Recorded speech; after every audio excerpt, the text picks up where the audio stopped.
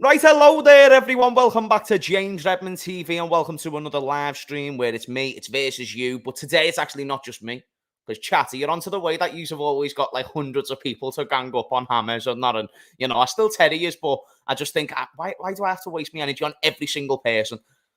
Now I understand why you all think I'm a bit of a TWAT. Don't worry, I understand. But I thought I'd bring myself a tag team partner, Pause, and he's a cool dude. He's been on the channel before. And I also want everybody to not only give him a warm welcome, but I also want everybody to go and subscribe to his channel as well throughout the duration of this stream. That'd be fantastic. Before we introduce our guest, who will be joining us for the duration tonight. And you'll be proud, don't worry. I haven't chose a bad guest. Why am I the postman? Because I always deliver in that malarkey.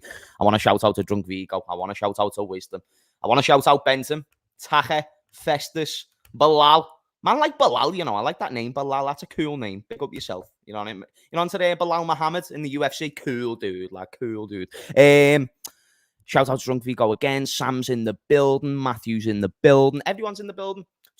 James, do you think Hojlund's deal will be better? Right, we are going to touch on Hojlund at the end of the stream. Or not at the end, but just throughout the stream. And I think this is a good question to ask. And if you're a United fan, then we will get that addressed. And by the way, chat, I don't know if my camera's a little bit pixelated, you know what I mean? It's been a bit strange, but I think we're all good. Anyway, without further ado, we're going to introduce the fellow Scouser here. My man, not so Tom Little. My G, how are you, sir? I am very, very good, mate. Good to be on the channel. Good to actually be talking some decent little footy for once. That's it. None of this Ramos talk that I heard who Sam spouting on his stream. Chat, get on this. So do you know who Sam said on his stream, I want to sign Sergio Ramos? I know this because me and you done a stream on his channel a couple of weeks ago, didn't we? This has been he says it every week. And you do it more often, and apparently he's reiterated this point time and time again. Chat, would you take Sergio Ramos as a stopgap signing, as who Sam likes to say? Oh, that wasn't even the worst part. It was an awful one. Some of the names that were getting thrown about today were awful. We had Pierre-Emile Hojlund as an option. We should buy him for midfield for 40 million. Okay. No chance. Okay. Amrabat got another mention. Wasn't a fun time. That's interesting. Amrabat, I don't hate. Amrabat's not my numero uno. I don't hate it. It's not my numero uno. But then I'll sit there and I'll say, okay, then if we're going to try and accommodate Jurgen Klopp with the right players, I don't know how Sergio Ramos is accommodating a manager with 3 years. I don't know how that accommodates him. And also, what's your solution to a bunch of injury-prone centre-backs, who some of which are old? Sergio Ramos! It just doesn't make sense. Makes no sense, mate. Makes no sense. We are going to talk about the centre-back situation because I have seen a few names thrown about. In fact, one of the names that I saw, Tom, was Christensen. Did you see that link at all? I did. It's a weird one, that one. Strange. Would you take him? I mean, beggars can't be shoes at this point. I don't want to see Robertson starting left centre-back the entire season. Tom, give it a couple of weeks and I'll take anyone. Do you know what, though? Would I be correct in saying Klopp's wanted him before? Like, do you remember when he was at Wolfsburg on loan? And he was like sort of doing that multiple loan spells that Chelsea usually do. I think we were mentioned with him a couple of times back then, weren't we? You're on it. And since, he's actually done all right. He was a good centre-back for Chelsea. I remember watching him under Tuchel and I thought he was sound, lad. You know, it was in a 5 at the back, to be fair, but I thought he was all good. My problem came when he went to Barca. I was thinking, how's he going to do at Barca? But then he won the league there last year. So, I had a good defence there last year as well. I mean, I'm not going to complain. I'd take a number of options at left centre back. I'm certainly a lot less picky with that position than I am with DM at the minute. But I just don't know if it's a little thing in my head. If I'm playing a back three, which I think we'll end up doing, I want me left centre back to be left footed because I don't want them to have to go across body every time and then it's just going to look awful. I want them on the natural side playing the passes. I'm not going to complain, though. Like I said, I've currently got Robertson and Tsimikas as my 2 options, and those 2 have struggled against Bundesliga 2 opposition. So I'll take what I can get. Take what you can get. I wouldn't mind Christensen. I think Christensen would be sound. By the way, we've got 250 people in the stream. If we can smash a like, and also if you can go and subscribe to Tom as well. His YouTube channel, which I'm going to put in the title now. But it's that, isn't it, Tom? What your name is there. Yeah, so where it says Tom's name, that's it. I'm also going to put it in the title as we speak. But yeah, guys, the centre-back situation's interesting. I was really keen on Levi Colwill. Reason being, Tom, I'm somebody now, I'm very much about the process, bro, you know? And it's only because I know what we are. It's not because I'm trying to be... it's not because I'm trying to be... this, that, and the other. I've been on the brigade of let's buy the best in class whenever we can get them for the past couple of years. But it's not realistic if we're going to keep this ownership. And everybody is very happy with this ownership. And what determines everyone being happy with this ownership? Well, the fact that no one's really trying to get them out. Fair play to Hussam. He wants to go out there and do a few more things. But because it's not collective and because it's not a union amongst, you know, a wider fan base, kind of like Man United, we've just got no chance. And they can't let go of their owners because, and they've got way more fans on board with the idea of their owners going, but they've still got no chance. I mean, now it's looking more likely, but over the years, they've wanted them gone for time. So for me, I think it's realistic to analyse getting just somebody who we can work with over time. That's why I don't mind the Lavia signing. It's one of those where people can question the quality, the age, and all this stuff. I like the quality. I think he's proven quality. I think he's established in Belgium. He was identified by 2 of the best managers in the world. I think that's enough for me to say, okay, give Klopp 3 years with him. I think we've got a top-class CDM for post-Klopp as well. 100%. I mean, the thing with this football club is, even when we got to the very top, when you quite literally you couldn't find a better club in the world to want to go to. Mm-hmm. We didn't try and go out for the best in class. We stuck by the same principles of buying young with potential, have them for 3 years, sell on. That's our model. So I don't see why now there's going to be a big change. It's not going to happen. You've got to curtail your expectations to what it's going to be. Lavia is a fantastic pickup. Brilliant, 19 years of age, already capped for Belgium, which is a good national team to be involved in. Yes. I had a really good season last season for Southampton. They're the type of signings that FSG normally get right and this club normally get right.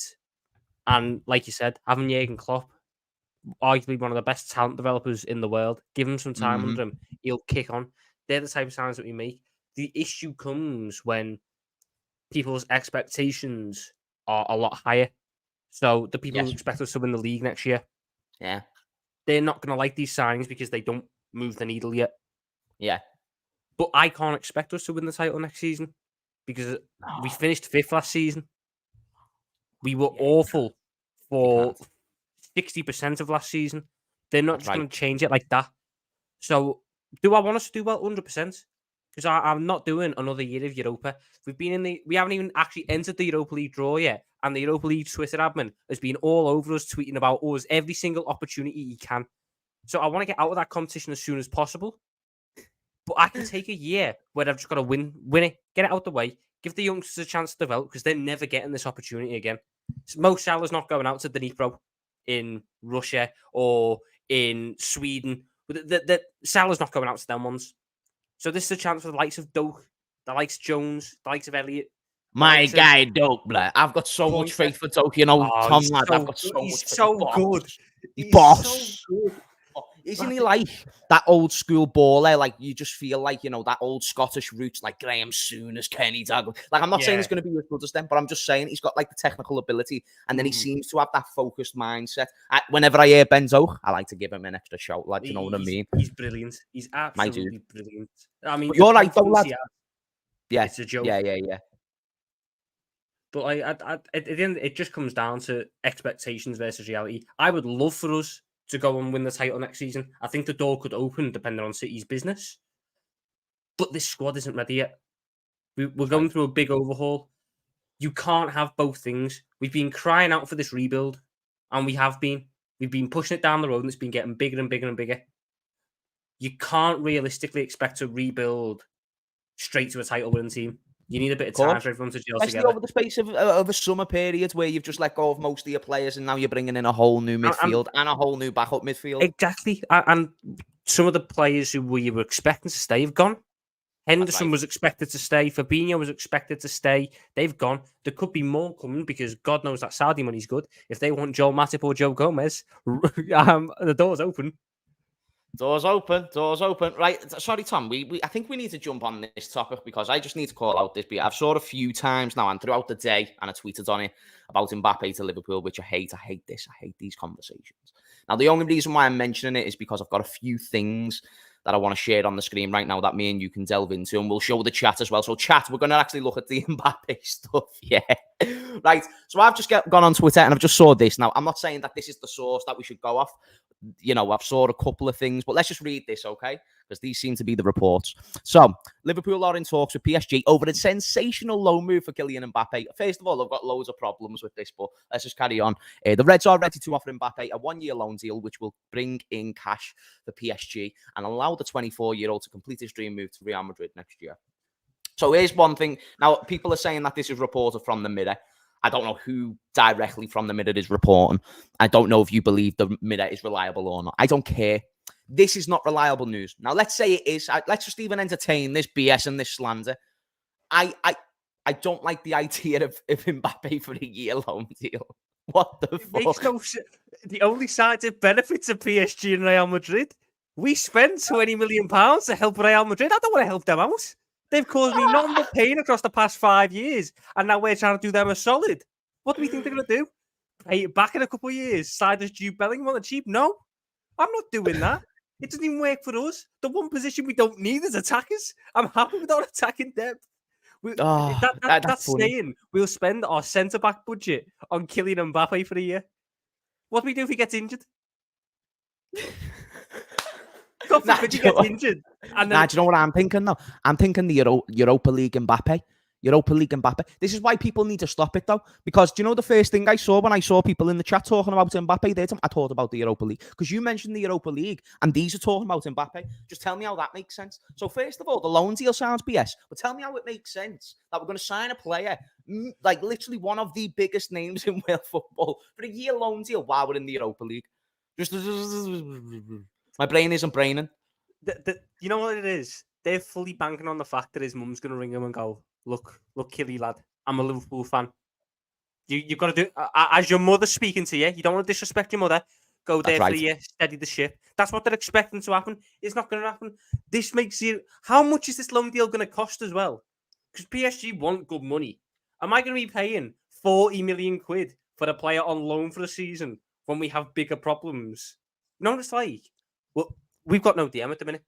So it's like we've got no door on our house. People can walk through our house. We've got no front door. We forgot to buy one. We've got money. We've got money for the front door. We've got the money for it. But you know what we decided to do instead? There's a brand new fucking Ford on the driveway. We bought a new Ford. We've got 3 cars on the driveway. We don't know where it's going to fit, but we've got a new Ford. It's just dropped in. Still no door. People can walk in and out our house as they want because we've got no DM. But look at the new shiny car we've got for a year on lease. How good's that? Nah. It makes no sense. It makes no sense. No, but you know what, chat? Yeah, so like it's like, who gives a fuck? He's class, man. No, listen, we're not trying to dispute the quality of Mbappe. And the reason why I raised or put the comment on the screen just then about how he causes disruption in the dressing room. If it was for a year loan deal, I don't know how much he can disrupt the dressing room. But I don't understand why you are... There's many reasons why this doesn't happen. Klopp doesn't expect it. It clearly says in the article he's just doing this to get to Real Madrid. So I've got no guarantees that his head's actually going to be it, helping Liverpool out, fully focused on the club. I've got no... I don't want to spend that much money on a player I've got no guarantees on. It just... There's no way it makes... I mean, even... Look, Kylian Mbappe is a fantastic footballer, and the attack we could have with him in our team is mental. Salah, Gakpo, Nunez, Mbappe for 20 minutes off the bench. It's mental. He'd be a fantastic impact super sub. But like, yeah. No, I don't want to entertain any idea of a loan deal for a year. At least not without an option. At least let me dream that we can get him. I know he's already done everything for Real, but at least give me the option to like maybe. Yeah, it's like a girl who's just got out of a relationship type idea. So the relationship she just got out of is PSG in this instance. And she has got out of this relationship because she's been thinking about this other dude, which is Real Madrid. But in the meantime, while this other dude who she's trying to get with is still trying to sort out his situation with his girlfriend, she's thinking, okay, then, well, let me just go and accommodate with this dude in the meantime. I don't want to be by myself. And I don't like that. You know what I mean? Here's the thing. If he was going to come to us and provide us with 3 to 4 years of service, I'm down. That's fine. I mean, I'd even still question it, you know. I'm sorry. I'm just like, do you know what it is? Yeah, I'm not trying to be the moral high standard of football fans and sitting here and saying, no, we disrupt the dressing room. But think about the shit that Mbappe will cause, lad. Like, this time... Our wage structure would just implode in one. It will get fingered. It will get fingered. FSG would leave then, actually. Do you know what? For that reason, they could bring in Mbappe. You know what? You might be on something then. Could you just imagine the first day of Mbappe training and they're all just... He sits down, they're all discussing, normal things, and he gets onto his wages. Salah, club legend, top scorer for the past 5 years. He goes, yeah, took me a while, but I got 350. And Mbappe sat there on 700 going... Imagine then Trent, he's got a new contract coming up. We're paying big money to Trent as well. Because that's what people start doing, people start... So, yeah, if we've got Mbappe, what has happened? You're paying Mbappe 300 to 400k a week at least. So we can't even afford that, but let's say we can. If we now do this, you've then got Trent Alexander-Arnold, who's won everything with the club and one of the most generational players that we could ask for. Now looking at Mbappe thinking, okay then, so you're on that much a week, and okay, you're scoring the goals, but I'm actually providing the goals. Without my provision, you're not getting goals. So where's the balance? Where's it even? I want 300k a week. Now, when Trent wants 300k a week, Romeo Lavia, who's now world class in the year of 2024 and is linked with big clubs all around Europe, now also wants 300k a week. Now, this is where the issue arises, and it's why Liverpool will not only not get Mbappe, and it is weird that we're even entertaining it, but it's just weird the way that, I just think that these journalists need to pay the rent or something, I just think that rent's due. Slow news day. Slow news day is what it was. They just needed something to keep the gears turning. They know Mbappe's Liverpool, 2 big names, 2 keywords, gonna get clicks. It's just... They were like Romeo Lavia updates aren't doing it for us. Let's change it up a little bit. You know what it'll be? It'll be someone like Pierce or Lynch or Neil Jones has to come out in their pieces tomorrow and go, Liverpool are not close to signing Kylian Mbappe on loan. It's gonna have to be shot down, and it's just gonna sound so stupid. It's gonna sound as stupid as when Ornstein has to say it's not Fabinho's dogs that have stopped this transfer. It makes zero sense. Zero sense. Anyway, we entertained this BS because we're boss and we'll do that for you. If I can ask you all, 500 people in the stream, smash a like and also go and subscribe to Tom Little. His channel is now in the title, I believe. So if it is, then just click on that. It won't take you away from it. Hit the like button first. Smack that like. It's in a close parameter as well, so there's no excuse. And again, when you go on his channel, it doesn't take you away. But anyway, guys, what we'll touch on next, we touched on the centre-back situation. I want to read a couple of comments that I started, actually. Someone mentioned... Shout out to Wayne Morris. I believe you must be a new member because I haven't saw... Maybe I did, thank you, but I can't remember, so thank you. But Bella Kotchap will be a decent backup centre-back. Another Southampton option. I believe he's German, so I don't know if he necessarily fits the homegrown aspect of it all. That being said, is that a name that you'd entertain for a young centre-back? Because I don't think people are addressing how important the centre-back issue is, I think we're noticing as pre-season goes by. But as we were just building that whole summer, the first part of the summer, it was midfield. Now you've got to put some emphasis on the centre-back. Yeah. Is this a dude that you'd like, Tom? For the right-hand side, yeah. I think Bella Kotchap, he had a really good season last season with Southampton when he played. A number of their young players did. I don't think with the homegrown, so I think he's actually too young to have to be registered for another year. So you're all right on that for another year. Real. Fantastic. He's someone that if you were to get rid of Gomez, I get, or if you were to get rid of Matip, I get to cover those minutes that are going to become available. But he's certainly not ready yet for the role of left centre-back. I think that is... That's so important that we get right because we've seen I rate Andy Robertson very highly as a defender. I think he's one of the best left-backs defensively in the world. I think he's one of the best left-backs overall in the world. But in this left centre-back role, it's just... You can see why you need someone who knows how to do it. So I don't want to take any gambles on that spot. I don't want to take any unnecessary risks. Go and get me someone who can do it. Lad, do you know my neighbours, they're shouting at each other. Can you hear them? No, can you hear them, lad? They're fully shouting at each other. They're fully shouting at each other as we speak, bro. Right, so I've got a little history with my neighbours, Tom, So usually when I'm streaming, chat user onto it, aren't you? The goose lad. So they start, making rattling noises around the flat because they're the one below me. So now what they're doing, they're kicking off at each other. And I believe it was over a dish because I heard the word dish being mentioned.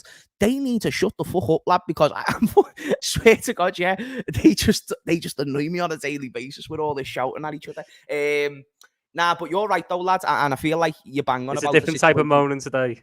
Is that what we're getting? It's a different type of moaning Different than usual. type of moaning. Let's vary it up. You know what I mean? They've got to stay spicy in the relationship, Thomas. You know what I'm saying?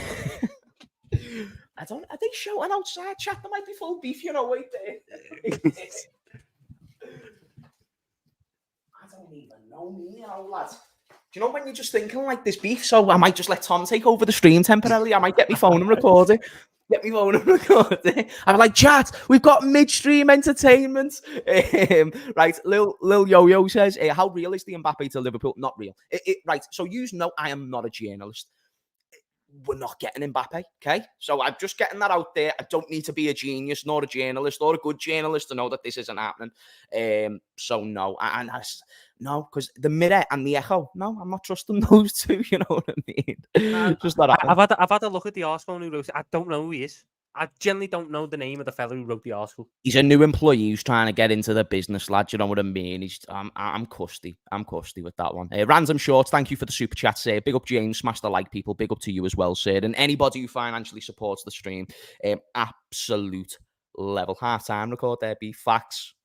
Nah, that's what we need to do. Had a shout out to Shade, yeah. He says, I do not take Mbappe for a permanent move either. He has the worst attitude, not even near Haaland. We should sign Amrabat for 30 million, says MPT. 30 million. Mbappe is better than Haaland. Mbappe is an incredible footballer. It's just that part of it. It's almost like, you know what Mbappe's like? Mbappe and Haaland are two fit birds, but Mbappe knows he's fit. Yes. Mbappe's the bird that knows the fit. Haaland's the one that's and ahs about it. Like, they take the compliments, but they sometimes, you know, I don't know. Mbappe knows. Mbappe sits there and goes, I'm fit. Fucking the works, I deserve the works. And it's not me. I'm not going to lie, lad. Do you know me? I'm sitting there and probably, like, because how do you define who's better? So, obviously, technically, you're going to edge Mbappe. Well, not edge. You're going to say Mbappe by quite a comfortable distance. But then when it comes to what their job is, I don't know. Because Haaland is a beast, bro. And when it comes to a striker in that position, I don't know if I've seen anything like this. Do you know, at that age? Those numbers, that volume, and that ruthlessness. So I think there is definitely elements to where Mbappe is a better all-round footballer. But then I think to myself, Haaland is so good at what he does that might just outweigh what Mbappe could provide. And then, you know, people mention the attitude thing. Well, if Mbappe has an attitude problem and that takes away from the overall team, that's now a slight issue. I get that. Haaland is an absolute joke of finisher, probably the best the Premier League's ever seen. Given the ball inside the 18-yard box, it's more often than not going in. With Mbappe, I just think that's a more complete player. And I go to the big moments. Haaland turned up in big moments last season. Obviously, he scored the hat-trick against United. But Kylian Mbappe got a hat-trick in a World Cup final. Nah, that's when different. His team were awful. That's different. Nah, that's scored in the one before that, you know. That was a proper perception changer for me. You know, that was like, oh, okay, so he is that dude. Okay, now I understand. Yeah, I knew he could do it in good teams, but like when his back was against the wall and he just dragged France through, I was sitting there going, okay, maybe you could be me Salah replacement. Yeah, maybe, yeah. I'd take that, mate, all day. Give me him as a Salah replacement, and I'd defo take that. What's your thoughts on? Well, that's Hojlund, but I actually wanted to talk about Basuma before we talk about Hojlund. So, shout out to Sesethu.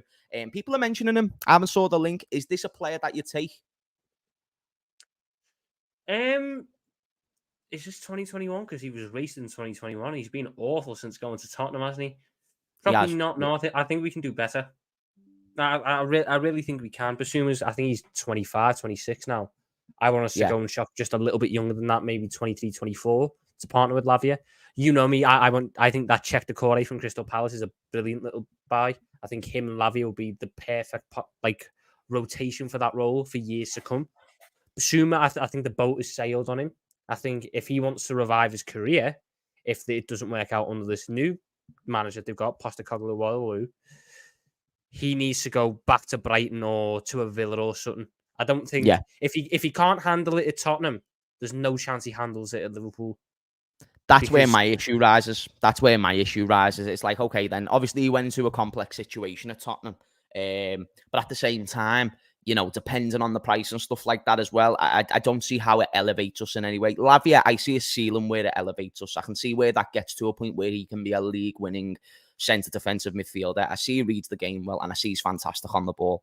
Basuma, although fine in both of these two areas, he's not world-class. And I don't think he's going to become world-class. He's not got that potential now either. Exactly. That gone.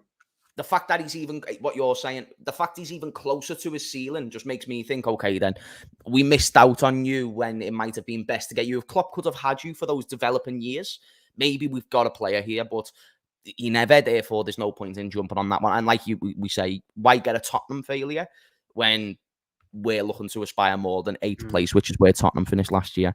And then the fact that he couldn't even get into a bad Tottenham team. I think last year was the first year that Tottenham didn't qualify for Europe since something ridiculous like 2010 or something. It might have been 2012. So the fact he was there and couldn't even help them as an option. Yeah. I know we had 1 or 2 injuries, but even then when he was playing, he was awful. I saw names getting in that Tottenham midfield I'd never seen. Who was Pape Matar Sarr? Sounds like a random FM name. And he was getting regular minutes out of Basuma. I was sitting there going, is this how far he's fallen? The way you said that, Pape Matar. I'd never heard the bloke before, and he was just playing. Like a fella off the Lion King, doesn't he? He sounds like he's about to chuck fucking Simba off the rock. And Basuma couldn't get minutes ahead of him. Oh, mate, that's funny that, that's funny, mate. Shout out to someone said, James, thoughts on Hojlund? I actually wanted to get your thoughts on this as well, Tom, because, Manchester United, this is a big signing for them. And this is the dude who's going to come into their front three, which has been, rather crap front three. Earlier in the morning, I was mentioning the idea that Ahil or whoever, Firmino, Mahrez, and Alan St-Maximin, that's their front three. Like, do you know what's mad? If that's a front three in Europe, that's got to be... That's a Premier League top 4 front three, though. That's a quality front three. If you've got the right thing behind it, that front three can get you top 4. That's a belter front three. I couldn't believe... When I saw those three, it's my favourite front three in the world. Now, it's not the best front three in the world. It's my favourite. Here's why. All silky ballers, all fun, and they're going to be playing, like, literally... bus drivers on the weekends, because right now they're taking the piss. They're going to be taking the absolute. They'll develop the league in it. They're going to bring in big names, but who are the big names going to be accommodated by? Some fella called Bob who works on the sites or something. They're not going to be accommodated by anybody else. When you get Koulibaly, he's got Mendy behind him, and then he's got 3 no names around him. So here's the score. This is why I'm saying to myself, like, wow, you know what I mean? That front three is insane. I would love that front three I would love to see that front three in the Champions League because it's boss. But the point that I was leading to is that I'm saying this morning they've got a better front three than United, and I mean every word of that, and I still stand by it. But this signing for me, Hojlund, I've watched bits and bobs. I think he's there to draw out players and draw out centre backs, so then the wingers can get more goals and increase their goal scoring. And the one thing I've noticed with Ten Hag, he's a versatile manager. So he's not just somebody who's going to be technical, and he's not just somebody who's going to try and play like the Barca way or whatever.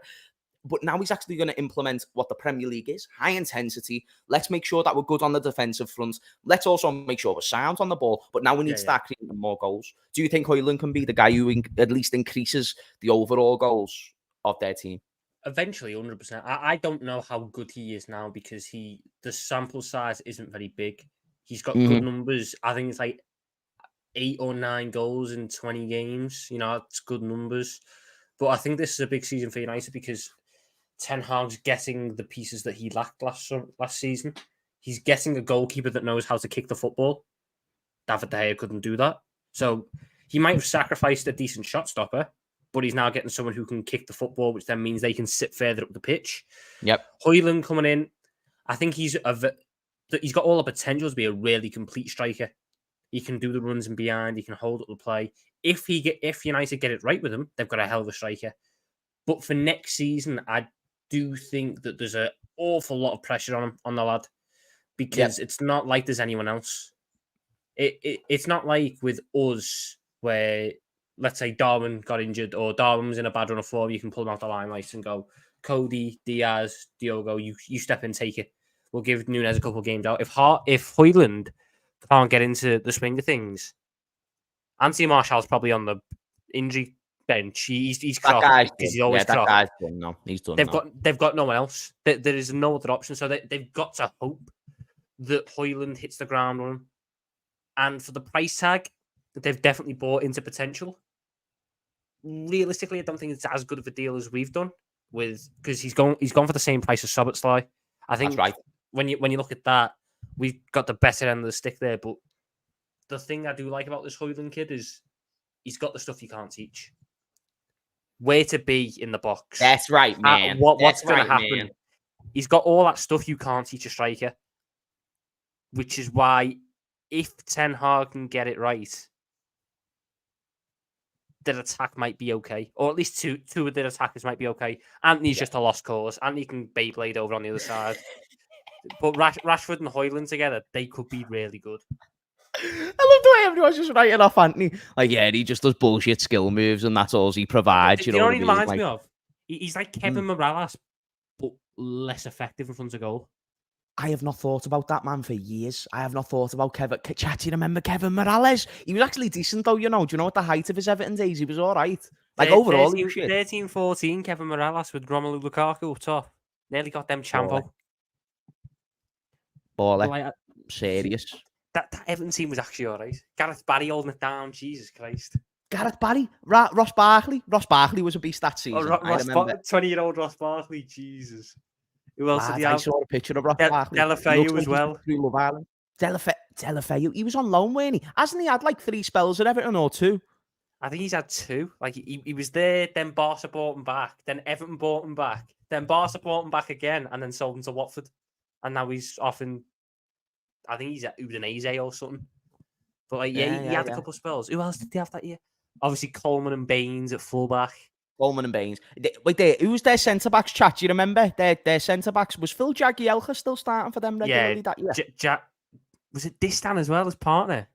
Fuck off if it was Distan. If it was 38-year-old Distan getting then top 5, that's insane. I need to have a look now. That's interesting. Let me know that one. That's interesting. While you get that up, I'm going to read this comment out. Aussie87, Liverpool poo-pooing on a United signing. What a surprise. First of all, I love the fact that your intellectual knowledge decides to write poo-pooing, which is great. So I'm sure I'm speaking to somebody under the age of 16 here, so I'll be nice. But I don't know how we poo-pooed on your signing, sir. You know what I mean? You feel like this agenda's being run. I think we give you a good assessment. Nice all-round player. 9 goals in 20 starts, which is a stat that somebody put in the chat before. So he's not going to be that outlet from the seams of it. But yeah, seems like it's going to be a decent player. Did you get that up, Tom? Lad, it was Distan. Was it Distan? Phil Jagielka as well? Phil Jagielka and Sylvain Distan at the heart. Wow. The most common lineup that got put out in 2013-14 was Tim Howard, Seamus Coleman, Leighton Baines, Sylvain Distan, Phil Jagielka, Gareth Barry, James McCarthy, Leon Osman, Ross Barkley, Romelu Lukaku, Kevin Morales. Not a bad lineup. Not a bad lineup, man. Lukaku done bits for them as well, you know. I remember thinking it's actually a really decent lineup, and then you get Leon Osman just in there somehow. I didn't even hit Leon Osman, you know. Leon Osman just in the Martinez deserves respect, lads. Won an FA Cup with Wigan. And then went ahead and actually got 5th with Everton, which I think in hindsight, we understand why that's mad. Like, if you're how many games? Oh my God. Lad, he won an FA Cup with Wigan, bro. He won an FA Cup with Wigan. This is the levels. This is what Roberto Martinez had to offer. Lad, Leon Osman played every game for them that season. Leon Osman made Leon the most Osman being the James Mill Neymar at the Everton. What? Man like Leon Osman. Jeez. He's the dude, bro. I didn't even know he was still at Everton then. And he's apparently making the most appearances. Nah, that's wild. That's wild. I want to read this comment out as we're still touching on Hojlund. And I think it's an interesting comment as it relates to us as well. So shout out to Sam. He says, will Hojlund be a better signing than Nunez in your opinion? Chat WRL. Hojlund goes better than Nunez. And Tom, I'll let you answer first. No, because Darwin Nunez has, to me anyway, more threat than Hojlund because he's more developed.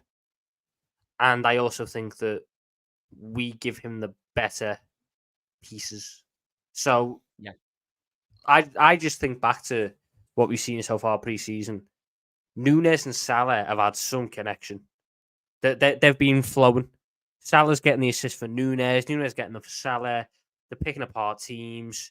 I don't want to be a knobhead. If me and you start up front against under nines, Bootle, I'm expecting us to have a decent little partnership. To you, I reckon we'd be all right. Who's on the right though? Who's on the right and who's up front? We'll just throw Hussam there just for shits and giggles. And we won't even pass the ball to him. You know what I mean? We'll just say to all the kids, like, fucking stamp on his ankles, and then we'll be custy. But the point that I'm leading to is that I think it's very easy to say they have a great relationship now, and they could have a good relationship heading into the season. I think it would be too premature to say, like, that's the new elite 100%. Combo. You know? And here's my way of looking at this. So when we sign Nunez, I'm just trying to be thought-provoking, chat, okay, because I actually want to answer. Because I like Hojlund. I think Hojlund's a good all-round player. Now, if Hojlund comes... Now, the two different players, which is why we need to answer this carefully. Which one's the better signing? So it's not who's the better player, who's the better signing. So does Hojlund elevate their front three? And the way we can determine whether he elevates is if I or you think Hojlund will increase the goals, saying that my Wi-Fi is good. Am I back? Yeah, you're back. I'm yeah. Sort of. Hopefully it's all right, because my Wi-Fi sometimes messes up. Who belled me as well? No one important. Let me know if I cut in and out too much. But the way to determine it is the overall goals. If they increase because Hojlund comes in, well, now that's something. And then when Nunez came in, he missed a lot of chances. So actually, at times, you could have said he was a detriment to the team. And I don't think it was the fact he wasn't provided enough chances. I think you could get a compilation of at least 5 minutes saying, okay, I don't think Nunez was good enough at his finishing last season. If it's not good enough last year, will it be good enough now, considering the composure that's required in the Premier League? So if Hojlund goes in and increases their goals, you could argue it's a better signing than Nunez, because I don't think Nunez did that with us. But you may rebuttal if you feel that. Yeah, Hojlund has a lot more of a ceiling to help United with, because United were the lowest scorers, or I think they were third lowest scorers out of all sides in the top half of the Premier League. So there's clearly a lot of ground to make up, which Hojlund can help with, which will look a lot more impressive. Nunez came into a team that was about 90 minutes away from a quad. So the ceiling, so for him to push us on further was a lot harder to do. Did he have his dodgy moments? Yes, 100% he had his dodgy moments, but I look at him and I saw enough glimpses, enough moments in one of the most dysfunctional Liverpool teams I've seen under Jurgen Klopp to go, you've got something, and it's why I continue to back you. Like, the Real Madrid goal is the one that sticks in my head. Salah, great pass, Nunez, that's just, you've got to be on the spot for that. And for him to pull that out in that moment, in that occasion, it was a sick finish. First off, the bollocks on you are fucking massive, so fair play. You best believe if I'm in that position, I'm taking a touch. He's done that on his Premier League debut as well, which I massively admire, because he done it against Fulham, if you remember, or he tried to. The one against Real was better, but he done it against Fulham. Against Fulham, he like the first chance he got was one, and he missed it, and then he just done it again because you know that's what he does. He's mad. Yeah. But I if you can tame that, the thing with Nunez is I have a better catalogue of what he can do, because that Benfica season, when he's able to get going, you're looking at a striker who Ten Hag actually wanted last season but couldn't get. So technically, if I wanted to run agendas, Hojlund is just the backup to Nunez because he couldn't get Nunez. He's just BTEC Nunez. I hear what you're saying.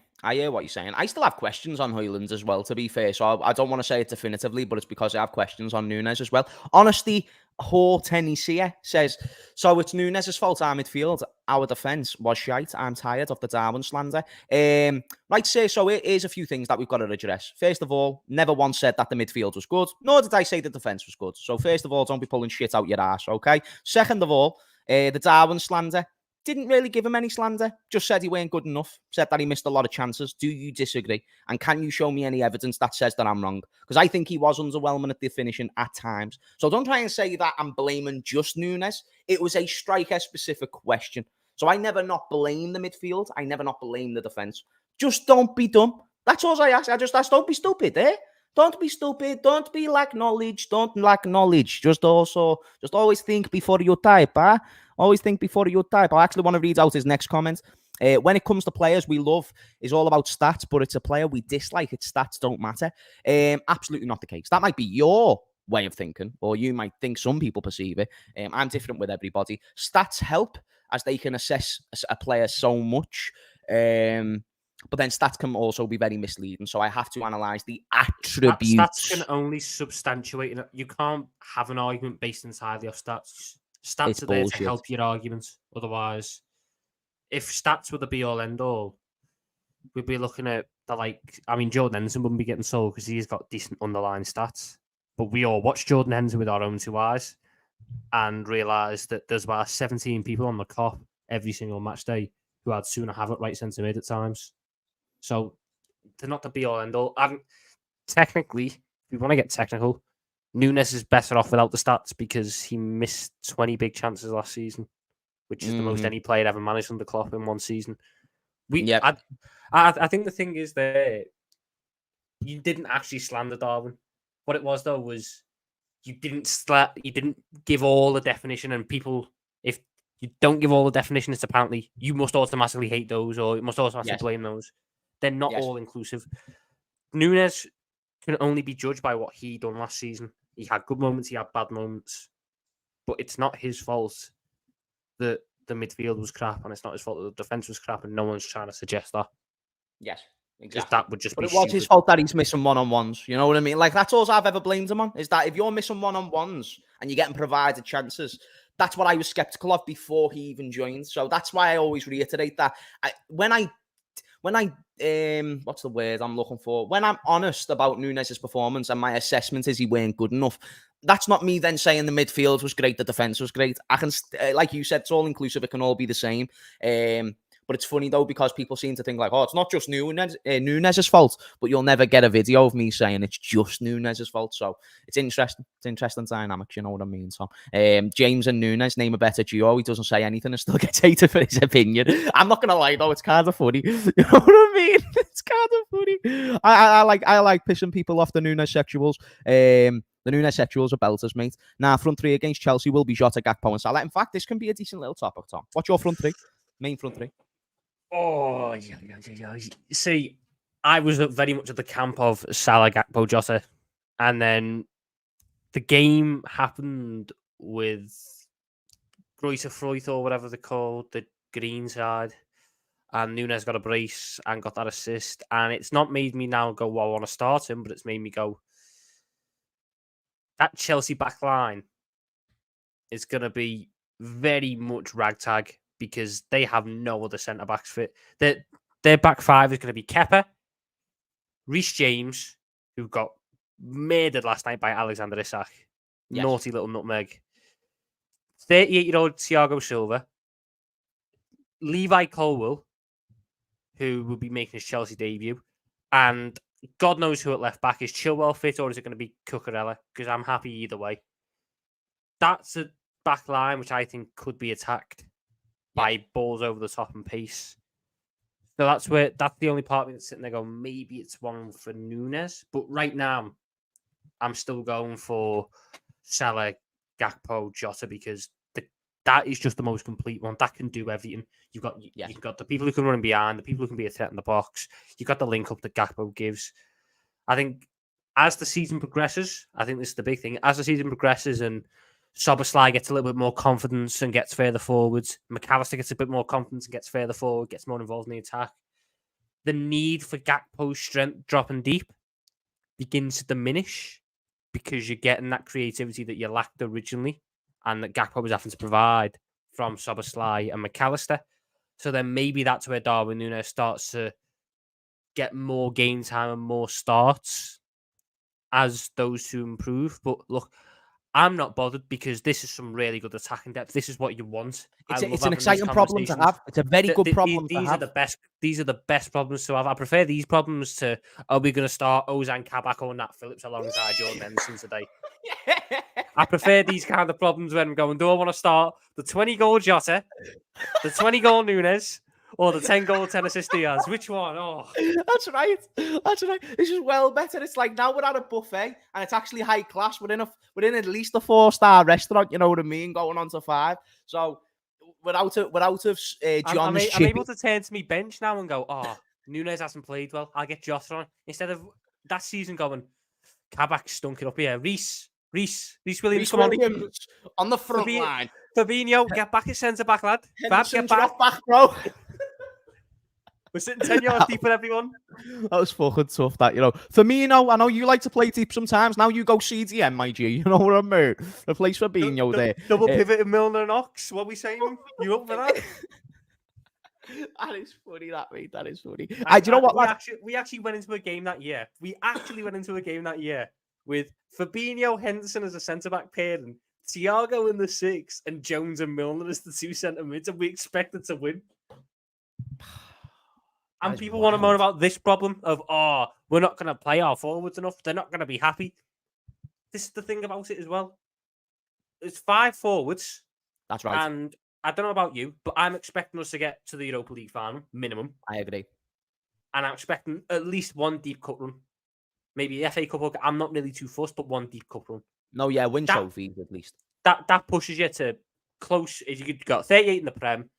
You've got 6, 12, about 13 games in Europa, and about 7 or 8 in the Cup, depending on which one you're in. That's 55-ish games. You can rotate 5 people. In fact, we'll leave that a 6th. Let's add Bendo to the mix. You can rotate 6 people in 55 games, and it just works out as 1 front 3 was to start 30, the other was to start 25. Yeah. They're going to be happy. There's not going to be any worries about it.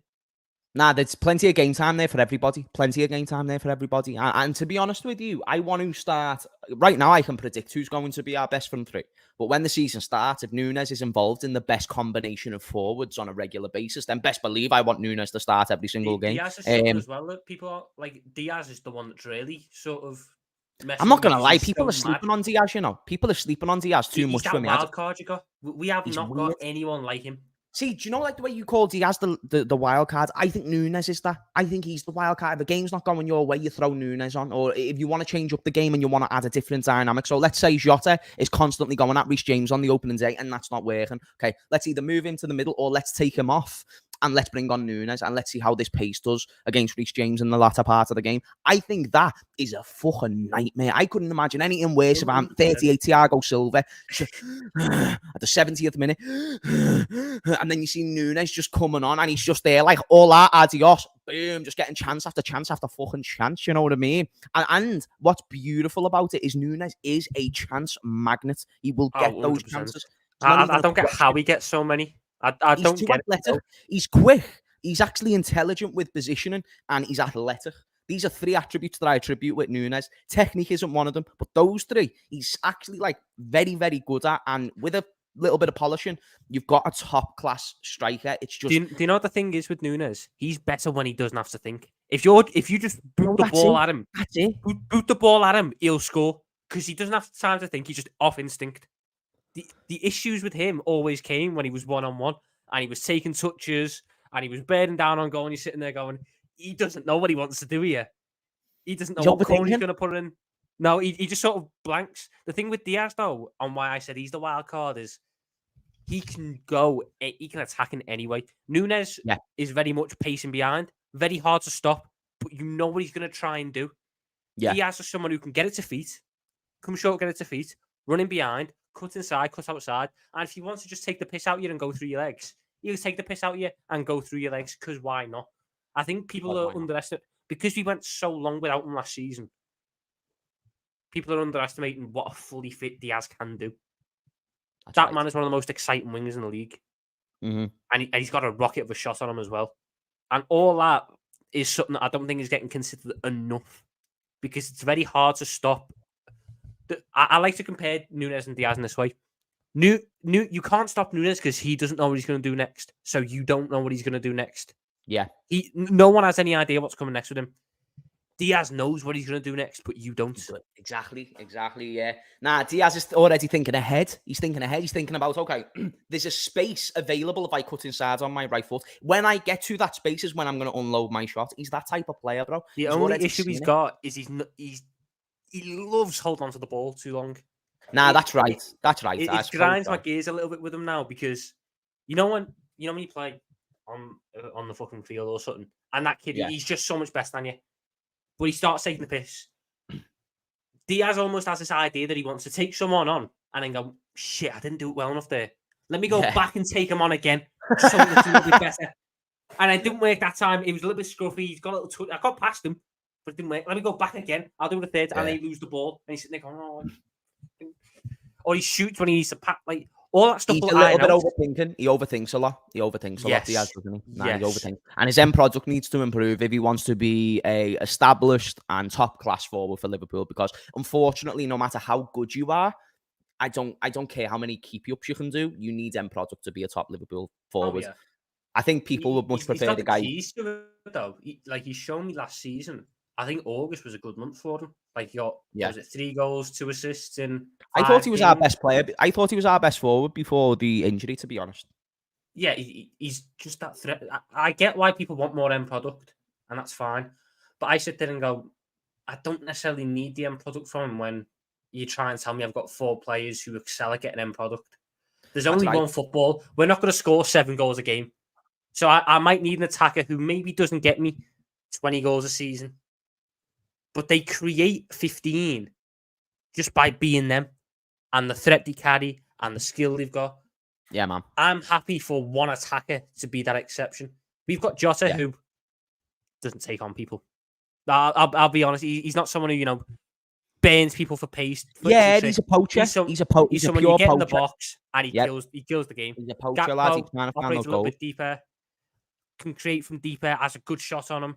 Nunez very much in behind. Like, they're all very much, when you ask me about any of them, I'm sitting there going, they're in this team to get goals and assists. As I look at them and go, I'd like you to get them, but you're there to create. You're there to be a problem. You're there to open the game up for others. My only potential worry, now that I think about it, is there's no real width on the left-hand side if we stick with this back 3, because Robertson normally bombs up, doesn't he? Yeah, that's right. If Diaz wants to come in, which he loves to do, Szoboszlai or whoever's on the left is going to have to go out wide, and then that might waste them. It's like I said, lovely problem to have. I'd much rather have this problem than ones we've had in the past. But it's also why I'm not worried about it, because we pay the German in the dugout 200, 300 grand a week to make these decisions. And he's done all right so far. He's done all right. I'll give him the benefit of the doubt. He's doing all right. You know what I mean? Shout out to Red Chili. He says, I said it before, I'll say it again. I think Nunez will come good. Worth the money in the end, just my opinion. Big up to Red Chili. That's why I love the fact that we have this platform, the fact we can all give our opinions. And I think you've got something to it, mate. And thank you for the second super chat as well. I think you've got something to it. Someone's just mentioned there about how he's not a clinical finisher. And my argument is always, okay, I don't see how he becomes a clinical finisher at this age, even though he's still young.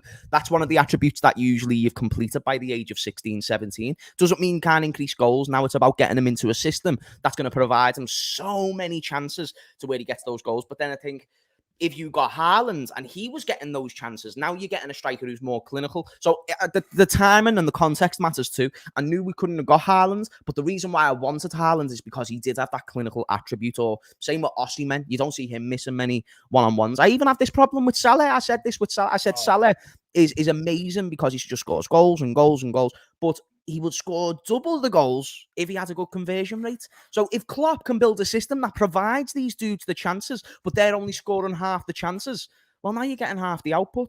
So that's why, if you get someone with the full output, like Haaland, that could be the difference of you getting 97 points that season and 99 points.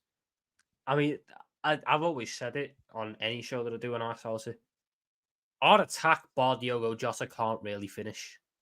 Even in our pomp, it wasn't really a great finishing, attacking lineup. It was just... Nah, that's right. That's right. You created so many chances. At the end of the day, like, Salah would get you 25 goals, and he'd also miss 20 big chances. Jota, for me, is the best natural finisher at the club. Left foot, right foot, head. any type of chance. I back him the most to Betty. But we also, I'm of the camp that Erling Haaland would have been boss.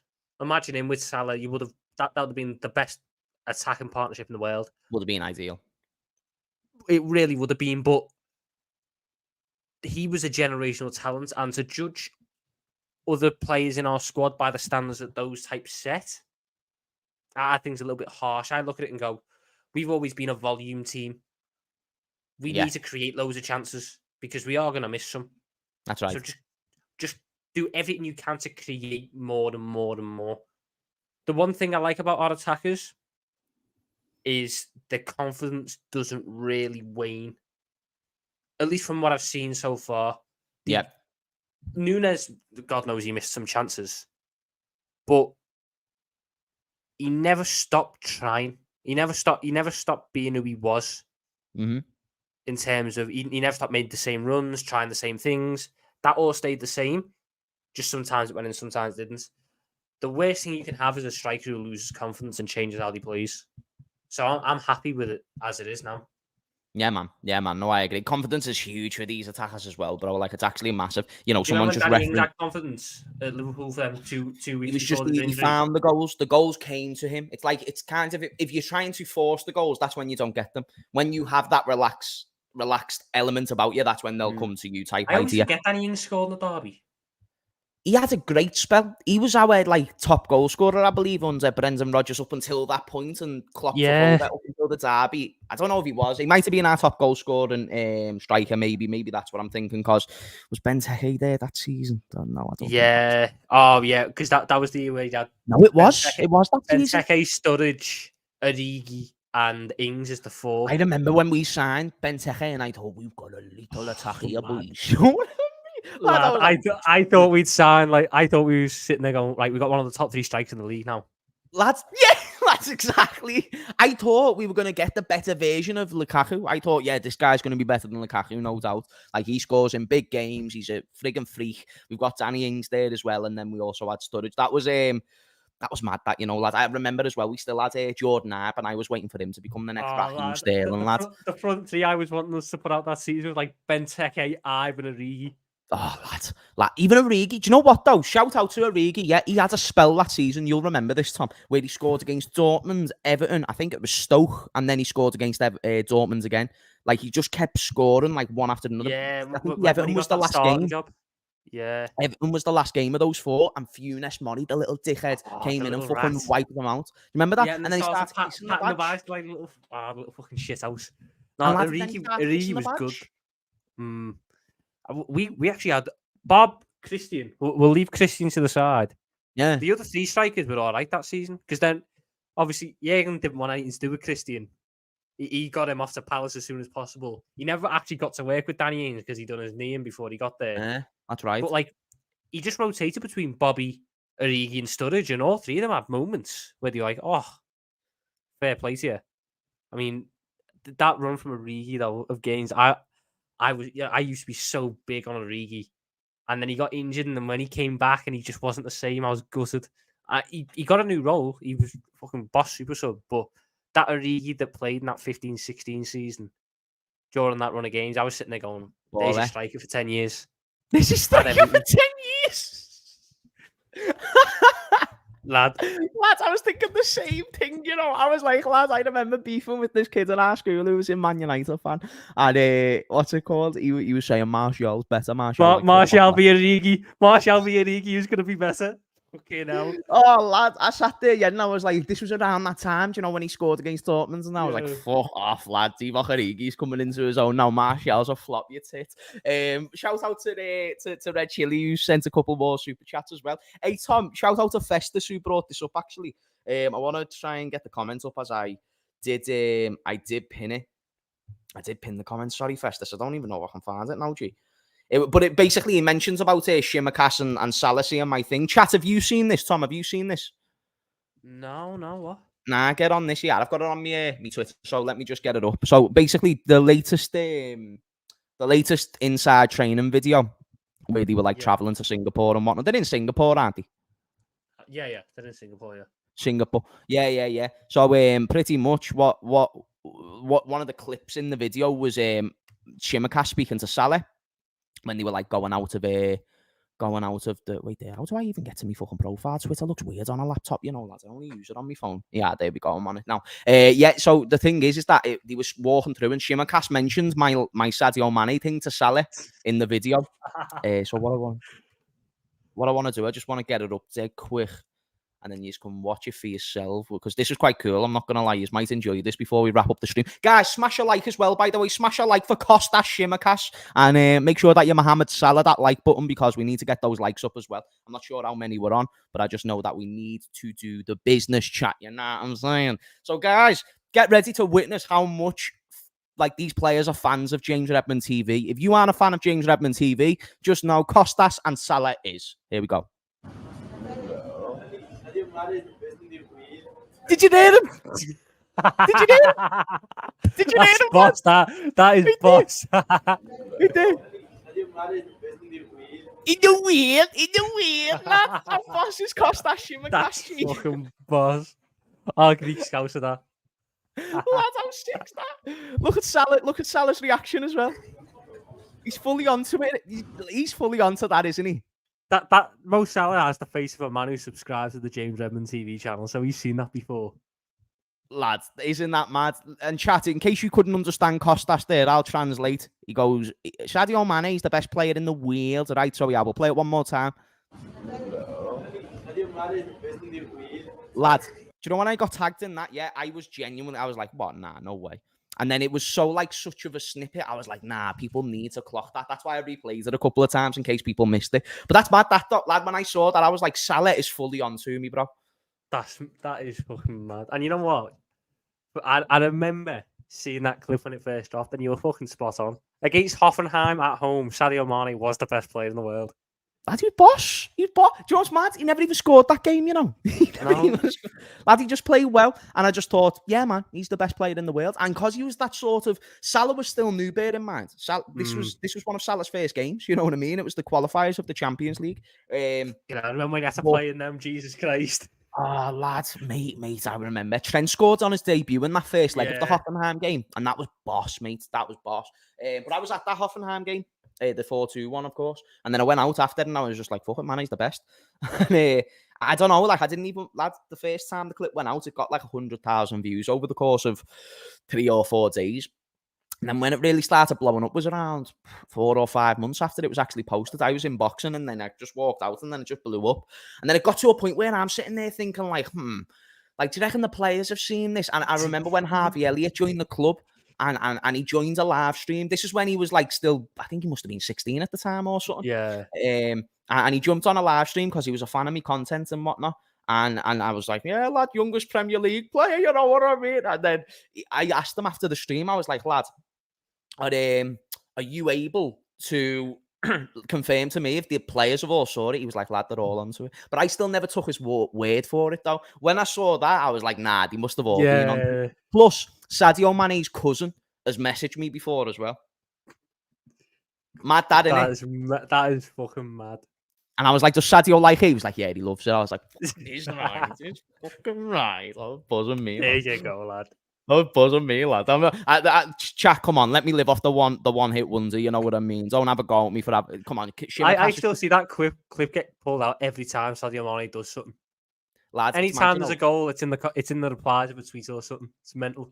Lad, it's funny, you know, like my mates will go on holiday and like they'll have a Scouse accent, and just because they have a Scouse accent and they're in a foreign place, people will go over to them and be like, if but maybes, or something like that. And I only know because they'll send me videos of people trying to reiterate it or something. And then they'll be like my mum, yeah, she went, where the fuck did my mum go to? It might have been we're in Singapore. It was somewhere like in Asia, though, lad. Someone came to her, like in one of the restaurants there, and was like, "Oh, your accent sound, you sound different.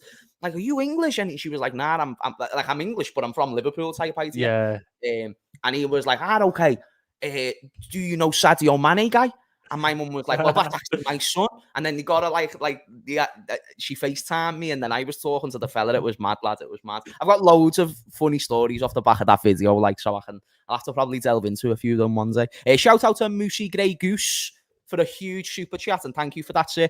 Gents, before you head out, don't you see Darwin and Doak? I believe he's talking about Doak. Do you think he's talking about Doak? Either that or he's talking about a tree. It's one or the other.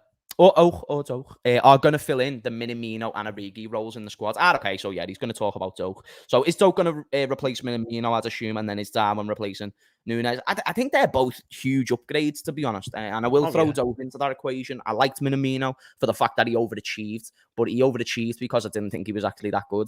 So that's why, like, relationship with that Japanese man. Do you know what, lads? I call him a Japanese Messi because he massively overachieved in comparison to what I thought. Tell you why? I thought we bought him for shirt sales. Do you remember? Do you remember the first year we had him, and there was that fucking weird conspiracy that he'd only ever start 12:30s because they were good times for the Japanese market. So all the Japanese fans would be able to watch him live, and then everything would spike up for a short time afterwards. And the worst part was it was like the only games he started were 12:30s for a long period of time as well. That's funny, that, you know. Hey, it was a shout though. Like, lads, I used to sit here on camera with fucking conviction, and I'd be saying this, yeah, wait there, I'd be like, yeah, Minamino is that dude that we're just bringing in simply for prices and for more shirt sales. I'd say it with conviction, lad. Like, fully, like, to the camera, dead in. I'd be like, we bought him in for shirt sales, no doubt. We haven't bought him in for any other reason. He's not a good footballer. He's not this. He ends up doing much more than what I thought, to be fair. But I think Ben Doak is much better than Minamino even now. And then I think Nunez, I'm not going to lie, we had a debate on the Origi Nunez thing, but I won't go into it again. Lads, so I asked the chat the other week, do you think Origi is more technical than Nunez? 100% of them said yes. So funny. I was like, okay. No, Origi is more technical than Nunez. Origi was just lazy. He was lazy. The polar opposites of each other. Nunez will run, but he lacks the technique. Combine the two, and then now you've got a six striker. You combine Divock Origi's technique and Nunez's physical attributes and work rate. You've got someone who can compete with Haaland. Origi was really good. He just was so lazy. He was so lazy. He was lazy. He was lazy. This is a great way to sum up Minamino. You know, he was shite and good at the same time. You know what it was with Minamino? It was that quad season. Getting before the semi-finals, you had some mad player who loved the cups. Couldn't do anything in the league. God forbid you tried to play him in the Premier League because he was like a fish out of water. But from round 3 to the quarters of the Carabao, and from round 3 to the quarters of the FA Cup, you had one of the best finishers in the country. And then we started him against, and he came off the bench against Arsenal in the semi-final in the Carabao. And I'm sitting there going, this is Minamino's cup. He's going to bag. 90th minute, he gets an open goal and boots it into the cup. Like Ben White's on the line and Minamino's just smashed it into Row G, the cop. That was heavy, that, wasn't it? Some poor kid's got it in the face. And I'm sitting there going, oh, fucking hell, tacky. And it was that bad he didn't even start the next one. Because the next one, who was injured, so AFCON. The next one was AFCON or something. Yeah. And Kai Gordon got the start ahead of Minamino. Shout out to Kai Gordon when he comes back, though, man. I have faith, you know, on it. Like, I have faith that he could, but it depends on his injury. He's not better than Doak, though, in my opinion. That's the only issue. Ben Doak is something special. I don't think Liverpool fans will get it, but rival fans aren't really understanding. This kid is something special. He's the best. He's the best in the academy at the moment, in my opinion. Like the people who are still 100%. Sort of in between the academy and the first team, he's the best. By a good distance. Comfortable distance. I like a lot of the players we got. Like Bobby Clark's all right. Bobby Clark's good. Bobby Clark's. I think he's one of those that will get. I think he'll end up being sold for like 15 million, 18 million. I think he'll be one of those type players. You know what I mean? Bobby Clark. He's nice. He needs a good championship loan, and then we'll see what happens. Doak is someone I would happily have involved in the first team squad next season. He's just that exciting. People mention this Muliowski, do you know the Polish kid? Lad, he's never even broke into the first team. This kid. Lad, I've never saw him and Balagizi. Lads, I've never saw a young academy player who's never played for the first team so loved. I've watched him and he's decent, you know what I mean? But he's not better than Zoe. He's injury prone. First thing first, he's injury prone. He's tried to leave like 2 or 3 times. And if he was actually any good, he would have been moved up to the first team because look at the state of some of the forwards that have played for us under Klopp, because we've had no backups. Mushilovsky would have got minutes. I don't see it with him. I think he would have had his moment now. I think that moment's been and gone. He'll be one of them ones that, I don't know when his contract runs till, but he'll be one of them ones that gets released, and then when you're actually going through the little piece that they put on the website, and you're going, oh, fucking hell, I remember his name. He was supposed to be all right. He's gone now. Gone now. Gone now. I mean, never know. We might be able to make a little resurgence, but right now I don't think we should be expecting it. But guys, we're going to end the stream there. I need to shoot the shop, and it's going to shut soon. You know what I mean? But Tom, lad, that was a belter stream. If you'd like to come on more often, lad, I'd love to have you, because that was quality, bro. That was great. Fucking gosh. Lads, it's always boss when we get on stream together. That solidified it. So, chat, what I'd love before we exit this stream, I'd love a like. That'd be great, because it gets the stream more out there, which means more viewership, means we can do this on a more regular basis. And then what I want, once you've liked that button, I want you to go and click on Tom's channel, and I want you to go and subscribe, because not only is he going to be here, I'm going to go on his channel at one point in the future, no doubt. And we're going to be doing a lot more content together. So don't just support me, support the people who are supporting the channel with their expertise. And Tom, lads, is there anything you want to say before we dusty? Scousers do it best. That's all you got to say. You watch the stream, stay Scousers do it best. Boom, boom, motherfucking power, mate. It's only Scousers where you'll get into a conversation about Roberto Martinez and Sylvain Distin. All right, so chat, if you want more of this, we need those likes and we need those subscriptions, okay? But no, guys, thank you so much for tuning in. I am now going to shoot the shop. And yeah, man, I'll see you all later. Peace out.